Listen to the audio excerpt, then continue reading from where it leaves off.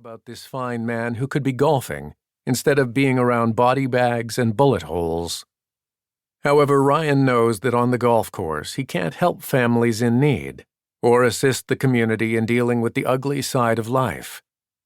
But still, whenever I see him out there shivering in his car in the heart of winter, I can't help but wonder why. This very personal memoir delves into that very question while paying tribute to the victims he doesn't want the world to forget. Some things never change. Joe Warmington, reporter and columnist, Toronto Sun. Preface. As I wrote this book and looked back on a 30-year career and more than 50 years of life, I realized something. I feel most defined by my career as a homicide detective. Sure, I've been involved in other things in my professional and personal lives, and have gone by other titles. But there's something about investigating homicides that weaves itself into the fabric of an identity. It's unlike anything else. Homicide sticks to your skin. It follows you home when you arrive back from work late at night. It hangs in the air like a dark cloud, traveling with you wherever you go. You can't wash it away, can't sleep it off, can never erase it from your memory. There's no way to escape it, not even if you tried to. It's always there. Some days I wish that wasn't the case. I often wish I could forget about the deaths I've seen. I wish I could switch off the part of me that knows too much about the darkness lurking within my city. But that can never be. Even now, after having moved on to a new career with Bell Media's news station CP24, I'll always be a homicide detective. No matter how much time passes, no matter what I do, or where I go, it's who I am. Part of this permanent identity as an investigator is because of them, the victims whose deaths I had the privilege of investigating.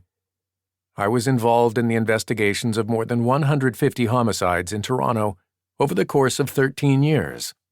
Each victim holds a firm place in my memory and lives on in my heart. I knew them in death unlike anyone had ever known them in life.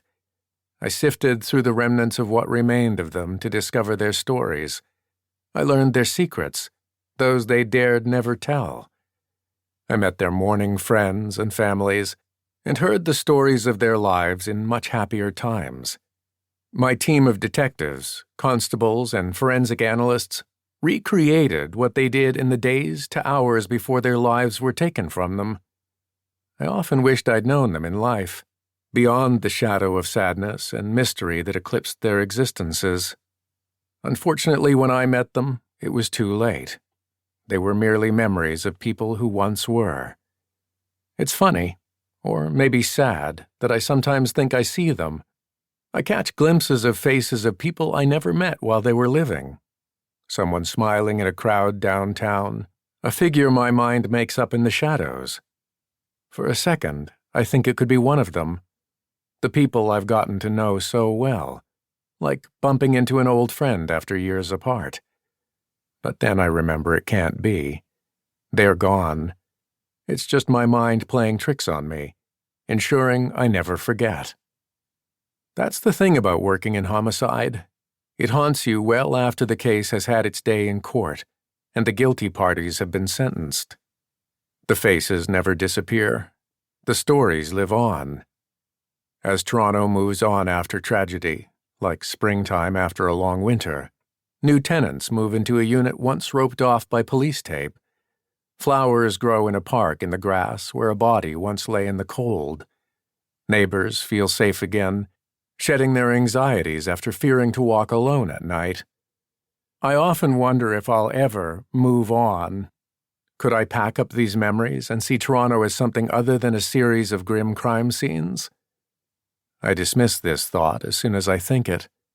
There's no closure sufficient enough to put those memories away. I suppose that's why I've written this book.